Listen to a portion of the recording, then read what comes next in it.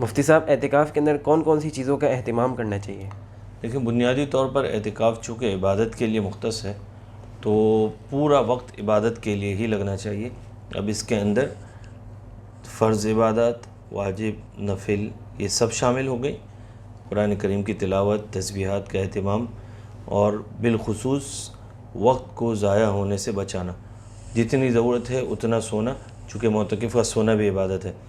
البتہ لایانی باتوں میں لگنا، اب اعتکاف کے اندر مسجد میں بیٹھ کے ٹولیاں بنا کر بیٹھ کر باتیں کرنا، اور یعنی کھانے پینے کی چیزیں لا کر خوب ہر وقت کھاتے پیتے رہنا، اسی طریقے سے تیز آواز سے اس طرح عبادت کرنا یا باتیں کرنا جس سے دوسروں کے آرام میں خلل پڑے۔ اسی طریقے سے اعتکاف کے اندر غیبت وغیرہ یا سیاسی گفتگو اور یہ فضول باتیں کرنا، یہ بہت نامناسب عمل ہے۔ بالخصوص اس کے اندر تکبیر اولیٰ کا اہتمام بہت ضروری ہے، چونکہ آپ اعتکاف میں بیٹھے ہیں اور مسجد میں موجود ہیں اور آپ بیٹھے عبادت کے لیے، تو تکبیر اولیٰ کا بھرپور طریقے سے اہتمام کرنا چاہیے اور کوشش کرنی چاہیے کہ جتنے زیادہ سے زیادہ تلاوت کر سکیں اس کا ضرور معمول بنانا چاہیے۔